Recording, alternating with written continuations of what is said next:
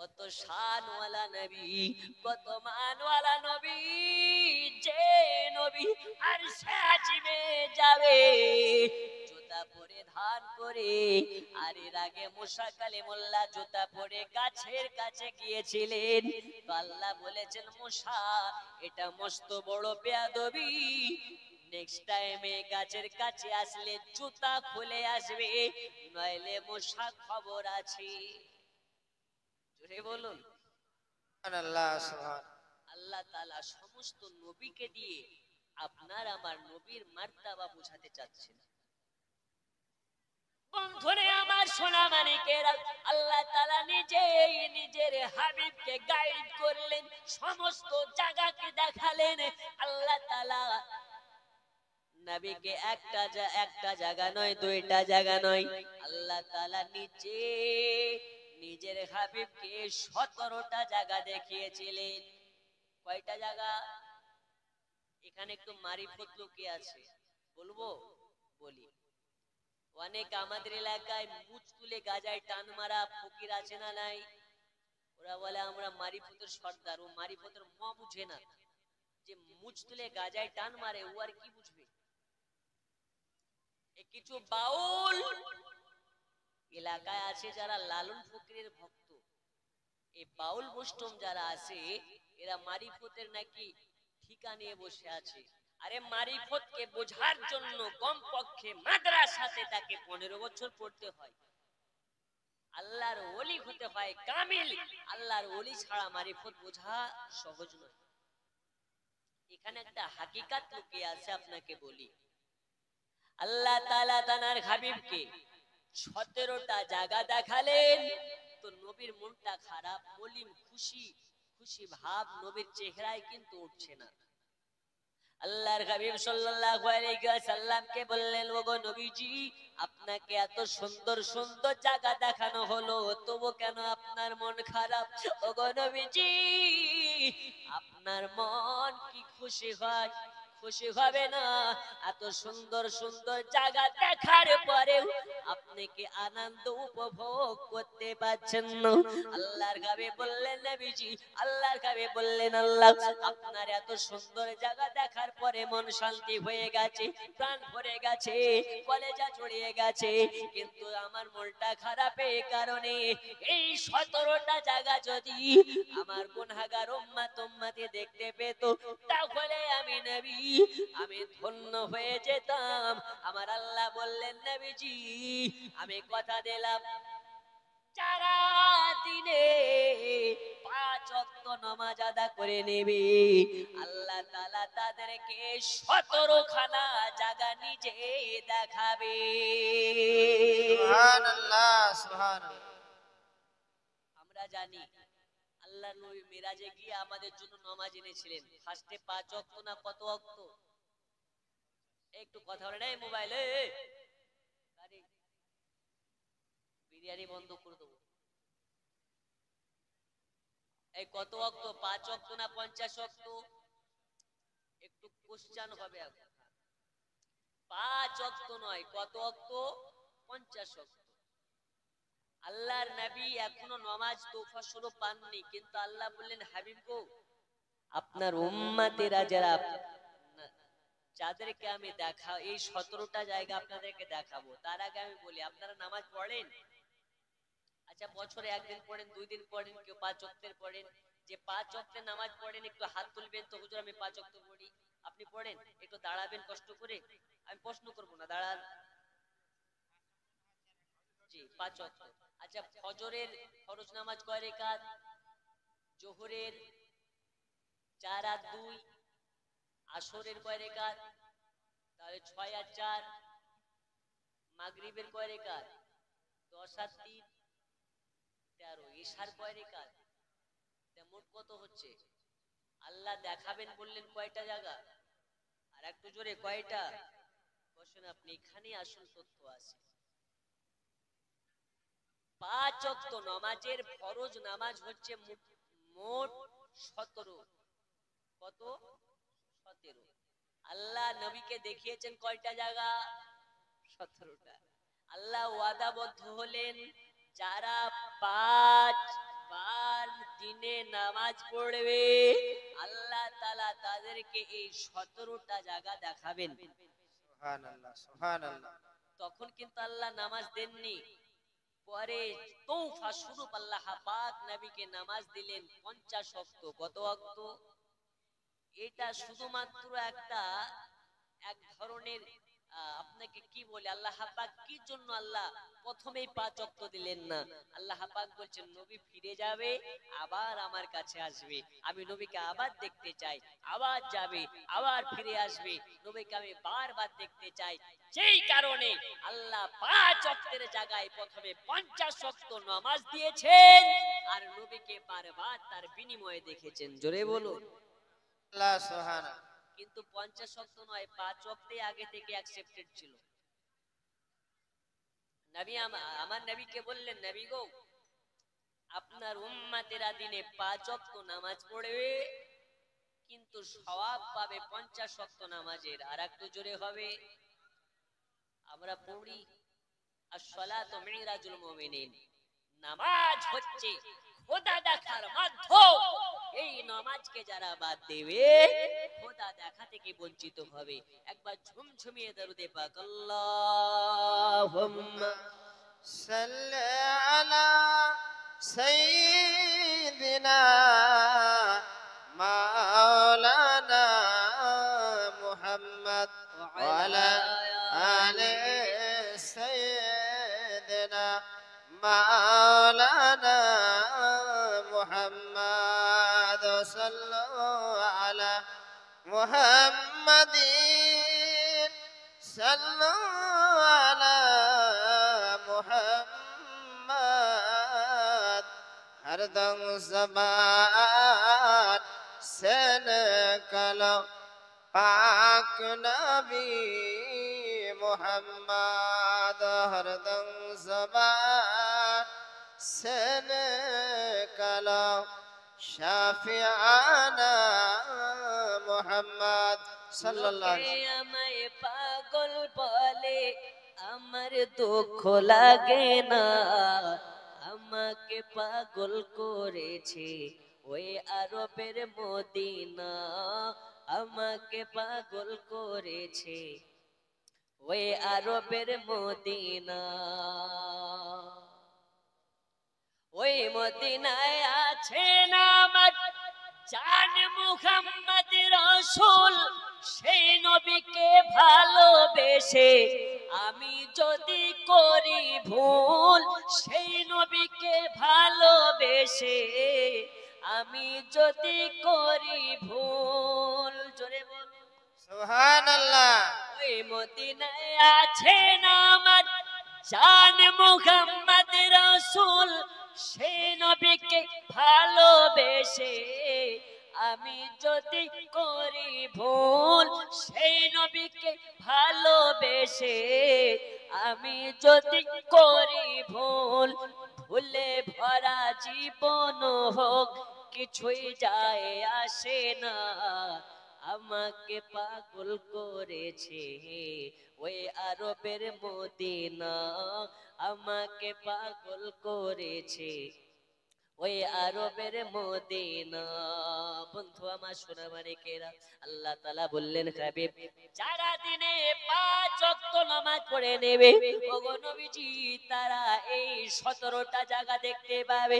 ও আমার সোনা মানিকেরা, আজকে 17 ওয়াক্ত 17 রাকাত যারা নামাজ পড়তে পারে না, এদের মতন কপাল পোড়া আর কে আল্লাহর এই পৃথিবীতে হতে পারে? আল্লাহ বললেন আস-সালাতু মিরাজুল মুমিনিন, তোমরা যারা দিনে 5 ওয়াক্ত নামাজ পড়বে তারা দিনে আমাকে 5 বার আমার দিদার পাবে। যারা মিরাজ করতে চাও খোদার সাথে তারা নামাজ পড়ো মসজিদে গিয়ে, যারা খোদার দিদার পেতে চাও তারা নামাজি হয়ে যাও, নামাজকে ধরে নাও। নামাজ হচ্ছে একমাত্র আল্লাহ দেখার মাধ্যম। আল্লাহ দেখতে হলে নামাজের মাধ্যমে দেখতে হবে। আজ কেন আমরা নামাজ মুখী হই না, মসজিদে কেন মুসল্লি হয় না? এটা কি আমাদের নবী পাকের আদর্শ? এ বাবা সোনা মানিকেরা, নবীর নওয়াজা ইমাম হুসাইন কারবালাতে ইসলামের জন্য জান দিয়েছেন, কারবালাতে ইসলামের জন্য প্রাণ দিয়েছেন। ওই হুসাইনকে যখন কারবালার সারে জমিনে হুসাইনকে আপনার ইয়েজিদি বাহিনীরা কোল করে ঘেরাও করে সীমার যখন হুসাইনকে কারবালার মাটিতে ফেলে দিয়ে হুসাইনের গলাতে তীর চালায়, আপনার কি না তলোয়ার চালায়, হুসাইনের গলা কাটে না, কাটে না, কাটে না। তলোয়ার খানাকে নিয়ে একবার দূরে ছেড়ে মেরেছে, একটা পাথরের উপরে পড়েছে, ওই পাথরটা টুকরা টুকরা হয়ে গেছে, কিন্তু হুসাইনের গলা কাটেনি। কেমনে কাটবে? হুসাইন বলে এই কারণে কাটে না, কাটে না, এই গলাতে আমার নানুজি একবার নয় দুইবার নয় শত শতবার চুমা দিয়েছে। এই গলা কাটা সহজ নয়, এই গলা কাটা সহজ নয়। ও গো আমার সোনা মানিকেরা, আগে যাব না, ওই সময়ে হুসাইনে পাক নামাজ ছাড়েননি। হুসাইনে পাক বলেছিলেন আমার কোন জায়গাটা কাটতে পারবে তোমাদেরকে বলে দেওয়া হবে, তার আগে তোমরা যদি আমাকে 2 রাকাত নামাজ পড়তে দাও তবে আমি তোমাদেরকে বলে দেব। হুসাইন পাক নামাজ পড়তেছেন, নামাজের অবস্থাতে হুসাইনকে কতল করা হয়েছে।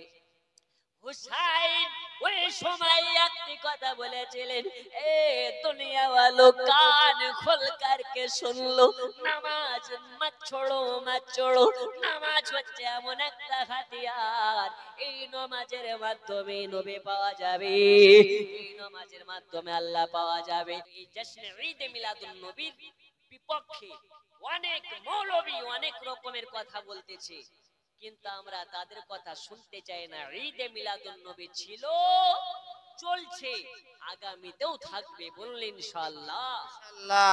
কোন মা এমন কোন সন্তান জন্ম দেয়নি যে ঈদে মিলাদুন নবী হারাম কিংবা বেদাত এ দলিল দিতে পারে, কিন্তু ওরা শুধু ফেসবুক আর ইউটিউবে এসে বাজার গরম করতে পারে, দলিল দিতে পারে না।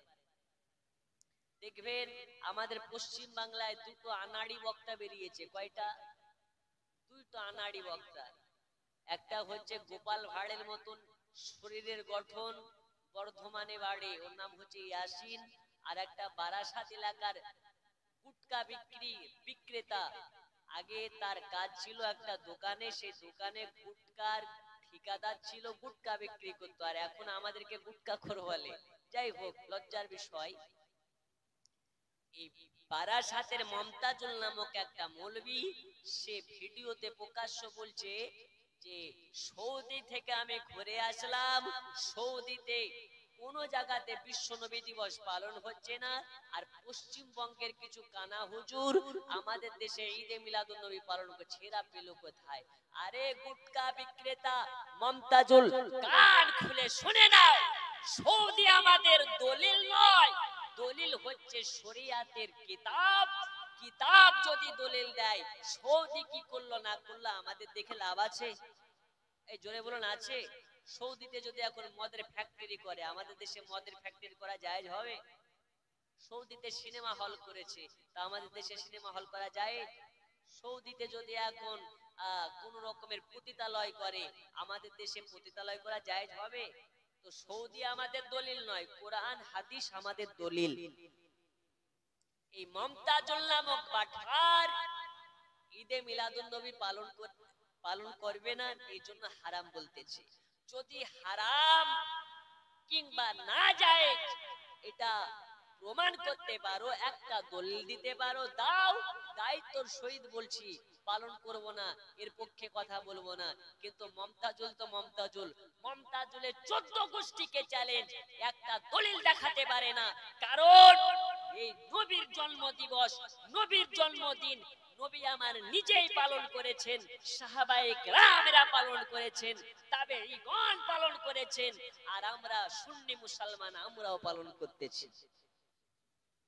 আল্লাহ তাআলা আমাদের সকলকে সঠিক বুঝবার তৌফিক দিন, জোরে বলুন আল্লাহুম্মা আমিন। বলছে এটা নাকি বেদাত। আরে বেদাত কাকে বলে, বেদাত কয় প্রকার, বেদাত কি, এটা বুঝবার জন্য জ্ঞানী হওয়া লাগে, শিক্ষা অর্জন করা লাগে। রাজমিস্ত্রি লেবার এটা কিন্তু বলতে পারে না। মমতাজুলের তথ্য নিয়ে দেখবেন সে রাজমিস্ত্রির লেবার ছিল আর গুটকা বিক্রি করত। তাহলে হঠাৎ করে কি করে বক্তা হলো? এখন সোশ্যাল মিডিয়ার জামানা, ফেসবুক ইউটিউবে সবাই বক্তা হয়ে যায়। এজন্য বলি বক্তা দাওয়াত করবেন দেখে শুনে, যে আসলে এ সুন্নি না চুন্নি। যদি সুন্নি হয় দাওয়াত করবেন, আর যদি ওই রকম ঘুমটা শায়েখ পূজারি হয় ওদের থেকে বিরত থাকবেন। কারণ বর্তমান সময়ে সব থেকে বড় একটা ফিতনার নাম, সেই ফিতনাটা হচ্ছে কথিত আহলে হাদিস। এই আহলে হাদিস থেকে আমাদেরকে সাবধান থাকার প্রয়োজন আছে না নাই? আছে। এরা দেখবেন এই বুকের উপরে হাত বাঁধে, আমরা বাঁধি নাভির নিচে, ওরা বাঁধে হাত বুকের উপরে। আহলে হাদিস একটা এমন জাত যে করোনা ভাইরাস গিয়েছে, করোনা ভাইরাসের থেকেও মহা ভাইরাস, কলেরা ভাইরাসের থেকে মহা ভাইরাস, বড় বড় মহামারী ভাইরাসের থেকেও বড় ভাইরাস যদি কিছু থাকে সেইটা হচ্ছে বর্তমান সময়ের আহলে হাদিস। আমি আপনাকে দায়িত্বের সহিত বলে যাচ্ছি, পৃথিবীতে আর কিছু বছরের মধ্যে থেকে সারা পৃথিবীর মানচিত্র থেকে এই আহলে হাদিস নামক দলটাকে ইনশাআল্লাহ মুছে ফেলা হবে। কারণ জাতি জেনে গেছে এই আহলে হাদিস নামক যত শাহেক আছে এরা হচ্ছে ইহুদির দালাল, ডলারের কাছে এরা বিক্রি হয়ে গেছে। তাই বেদাত আর হারামের ঠিকা নিয়ে বসেছে। এই আহলে হাদিস থেকে সাবধানে থাকবেন। আল্লাহ তাআলা আমাদের সকলকে সঠিক বুঝবার এবং আমল করার তৌফিক দিন, জোরে বলুন আমিন। আগে যাব না, দোয়া পাইলে নিরালাই কোন পি, পাইলে নিরালাই, পাইলে নিরালাই কোন পি, পাইলে নিরালাই। তুই কদমে চুমু খাবো, তুই কদমে চুমু খাবো, চরণ ধুলে মাখবো গায়ে। পাইলে নিরালাই কোন পি, পাইলে নিরালাই, পড়ুন পাইলে নিরালাই কোন পি। তুই কদমে চুমু খাবো, তুই কদমে চুমু খাবো, চরণ ধুলে মাখবো গায়ে। পাইলে নিরালাই কোন পি, দয়াল নবী কত দূরে, লোহিত সাগরের তীরে। দয়াল নবী কত দূরে, লোহিত সাগরের তীরে। মদিনার ওই সোনার ঘরে আছে তিনি সর্বদাই। পাইলে নিরালাই কোন পি, পাইলে নিরালাই, পাইলে নিরালাই কোন পি, পাইলে নিরালাই। তুই কদমে চুমু খাবো, তুই কদমে চুমু খাবো, তুই কদমে চুমু খাবো, চরণ ধুলে মাখবো গায়ে। পাইলে নিরালাই কোন পি, পাইলে নিরালাই। আব্বাজি আমার সোনা মানিকেরা, রাত 12টা হয়ে গেছে, আর বিলম্ব নয়, এবার ওয়াজ সমাপ্তি করে দোয়া থেকে আমরা যেতে চাই। আমি আপনাদেরকে বলতেছিলাম আল্লাহর নবী সাল্লাল্লাহু আলাইহি ওয়াসাল্লাম মিরাজ শরীফে যাওয়ার পরে আল্লাহ তাআলা নবীকে ভালোবেসে তোফা স্বরূপ দিলেন নামাজ, রোজা, হজ, যাকাত। কি কি দিয়েছেন? নামাজ, রোজা, হজ, যাকাত।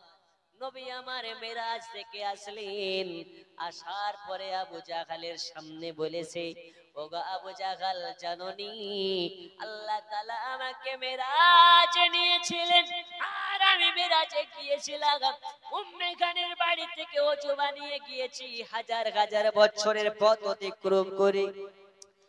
আল্লাহর সঙ্গে দেখা করেছে হাজার হাজার বছর ধরে, আবার আমি জান্নাত জাহান্নাম সব দর্শন করে এসেছি। আসার পরেও দেখতে পাই যে জায়গাতে বসে আমি ওযু বানিয়েছি, যে জায়গাতে বসে আমি ওযু করেছি, ওই জায়গার ওযুর পানি এখনো গড়তেছে। জোরে বল। দোয়া করব, তার আগে চারটে আপনাদের কথা বলি। আল্লাহ নামাজ, রোজা, হজ, যাকাত এগুলো তৌফা স্বরূপ আপনাদের জন্য আমাদের জন্য নবী এনেছিলেন। তো নবী আমার বলছেন আবু জাহেলের সামনে, আবু জাহেল বলছে এটা কি সত্যি হতে পারে? আবু বাক্কারের কাছে গিয়ে জিজ্ঞেস করছে, হে আবু বাক্কার, তোমাদের নবীর মাথা খারাপ হয়ে গেছে তো কেন? এটা কি সম্ভব?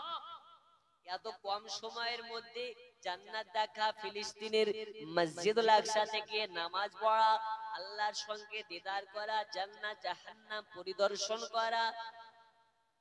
আবু বাক্কার বলছেন এই কথা কে বলেছে? আবু জাহাল বলছে এটা তোমাদের নবী মুহাম্মদ বলেছে। আবু বাক্কার বলে আল্লাহর কসম করে বলি, দয়াল নবী আমার যদি এই কথা বলে থাকে, নবী আমার মিথ্যা বলেননি, বেশক এটাই সত্য বলেছে। জোরে বল সুবহানাল্লাহ, সুবহানাল্লাহ। নবী আমার বলছেন আবু বাক্কার, আজ থেকে তুমি সিদ্দিক আকবার, তুমি যেটা বলেছো মিথ্যা বলনি, সত্য বলেছো। আজ থেকে তুমি শুধু আবু বাক্কার নয়, তুমি আজ থেকে সিদ্দিক আকবার, সত্যবাদীর বাপ। বলুন সুবহানাল্লাহ, সুবহানাল্লাহ, সুবহানাল্লাহ। ওই রকম ভাবে আমরা জানো মৃত্যুর আগা পর্যন্ত খাঁটি মুমিন মুসলমান হয়ে মারা যেতে পারি। বলুন আমিন। আমি আগে যাব না।